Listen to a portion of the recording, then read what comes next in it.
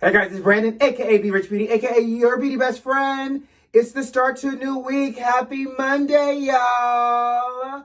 Ooh, child, did y'all make it through Halloween? I did. We're gonna jump into hot topics today. Iyanla Vanzant and Fix My Life. This is the final season. Mel B wants more child support from Eddie Murphy. The Braxton sisters talk about Tamar. And baby, the drama in this Dr. Dre's divorce gets juicier and juicier. You know what to do. Grab your tea, grab your beverage. Let go.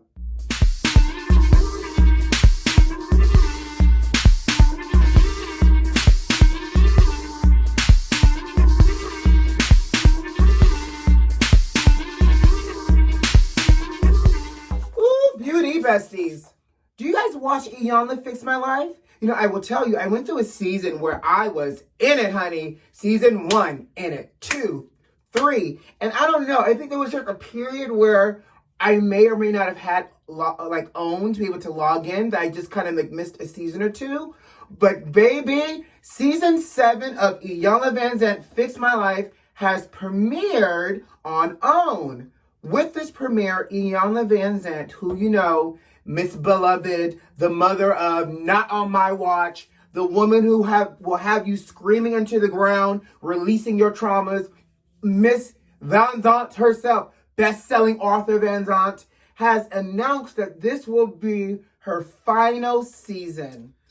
Not only will this be her final season, well, you know, I will say, what I can appreciate is that she got this, you know, this second go round after Oprah performed CPR back on her career, because you know she tanked her own career at one point, and Mother O had to come and help her back up. And so with that, the success of Fix My Life, I feel has made a really great impact. Obviously, sometimes we're like, girl, that felt a little exploitive, or girl, you was a little dramatic. But the concept behind her wanting to heal people through her teachings, you gotta appreciate, especially because she based a lot of that stuff off of her books. Now, she is saying that this is her legacy season. This is her final season. You know, it was already a challenge trying to work through these things with the whole COVID and Corona messing up the church's money. But she said that this season will be her legacy season. Now, I will be interested to see what a legacy season looks like, because when you say things like legacy season, I need to know how deep down in your Fix My Life bag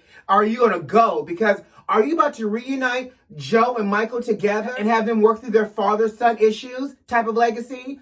Are you about to reach on up and grab Nippy and have her work through her issues? Like, how much of a legacy are we going to get in this final season, Miss Iyanla? Because you have to go out on a bang. So she has guest stars like Lunel, the comedian, will be on working through relationships with, I guess, her mother. So I am interested to see what you're not going to dismiss, demean, and diminish my value is going to give us with this legacy season. So it started October 31st. Let's all tune in and fix my life. Because when she leaves, who really is going to really fix our lives? You know, besides Jesus and the Holy Ghost. That's always my protector and fixer. But sometimes you need a good old person, somebody's auntie, mama, sister, to go ahead and snatch you up. So Iyanla, I will be tuning in for this last snatcherization with Fix My Life. Speaking of Iyanla, let's just go ahead and transition to the Braxton sisters, because you know,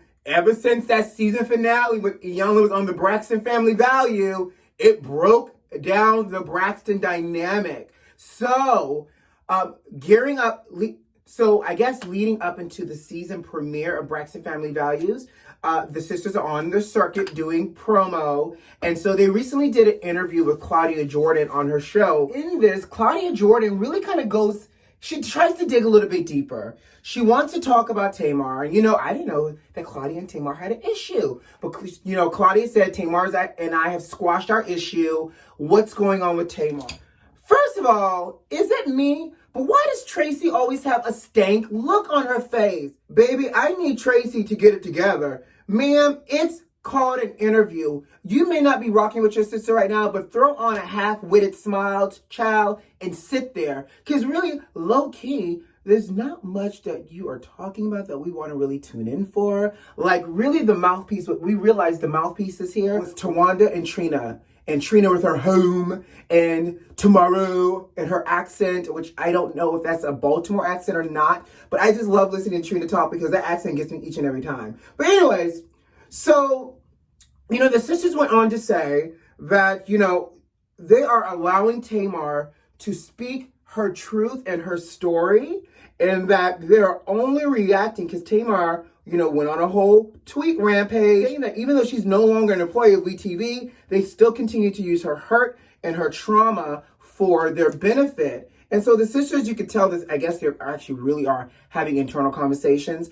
The sisters are really speaking from the lens of they're only reacting based off of how they felt, and also based off of how they received the news that Tamar tried to commit suicide, which is basically from social media. What I appreciate, though, was Claudia was like, well, who released the 911 tape? She goes, because let me find out that my boyfriend called 911 and while I was in a crisis and wants to talk about a whole network. Exactly. Claudia asked them what their thoughts were on David. Trina clapped back and was like, I don't think about David. I have a whole life. So obviously, you know, the sisters still aren't rocking with David.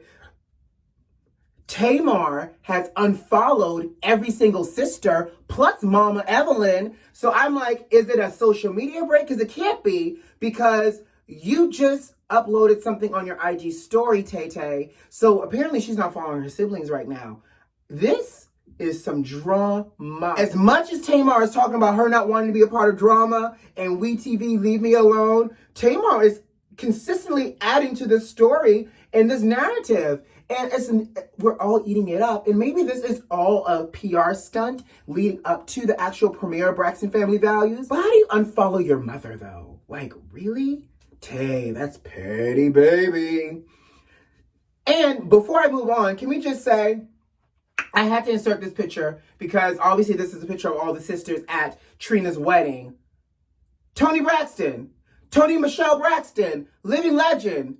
You wore this to your sister's wedding?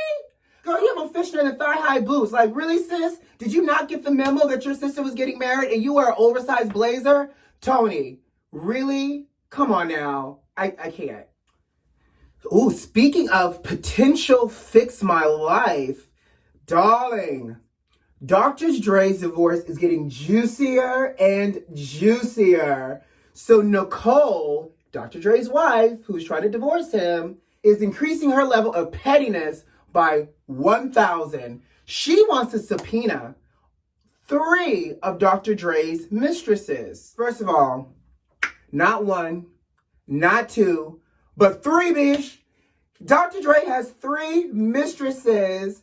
2 are musicians and 1 is a model.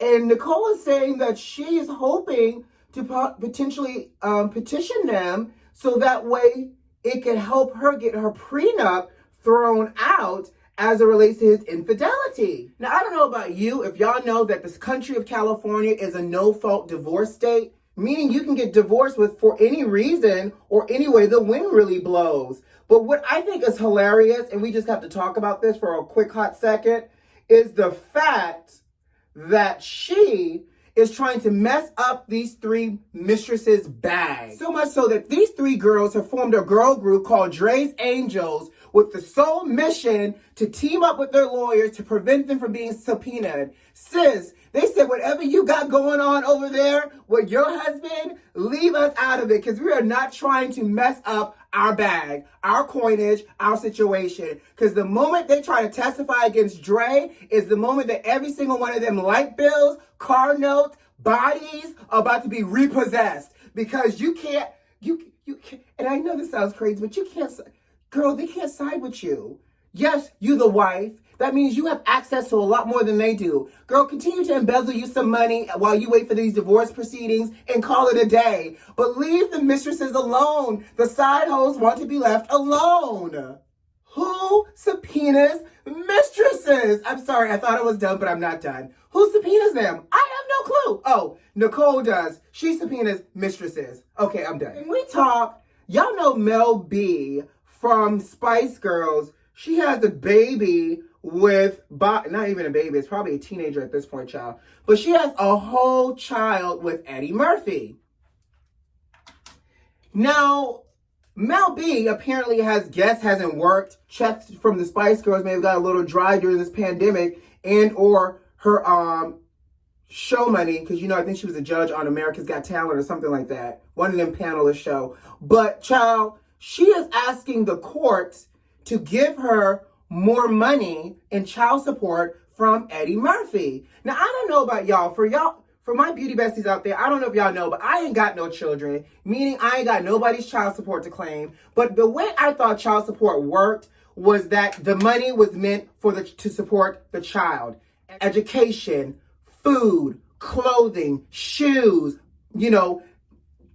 insurance, dental, something. I don't know, but I thought the money should be going directly to the child. Mel B gets a whole $25,000 a month for their uno child.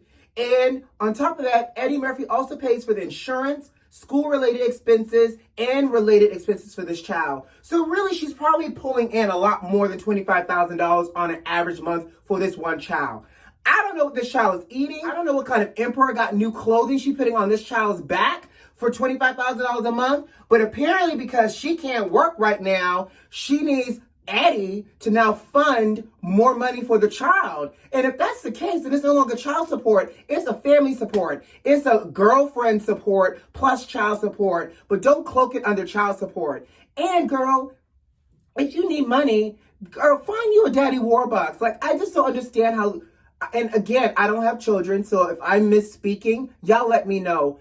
I just feel like this child support is just another cloaked scam when it comes to celebrities, because child support is real. It's a cloaked scam to live this life of luxury and hiding it behind, I have a child by you. So now you have to fund 100% of my life, plus also take care of the child. It blows my mind. But Mel says that the Rona has snatched her salary and decreased it. So therefore, Eddie Murphy needs to pay up more.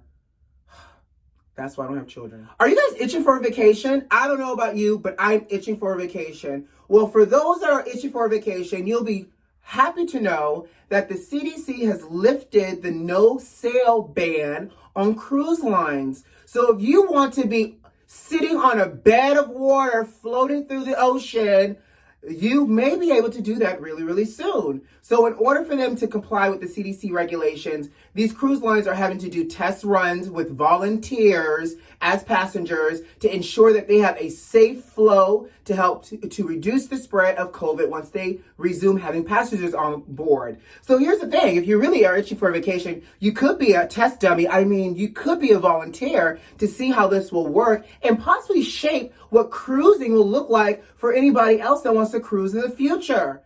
I don't know about you. I'm itching for a vacation, but I don't know how much I'm itching for a vacation to just go on a cruise just yet. Find me a plane, a train, and an Airbnb and I will call that vacation for myself. In the meantime, I got to go. It's Monday. Have a great week. We'll check in with each other on Wednesday for our midweek check-in. You know what to do. Subscribe to the channel if you like this video, and leave me a comment. Who loves you? I do. Have a great day, guys. Bye.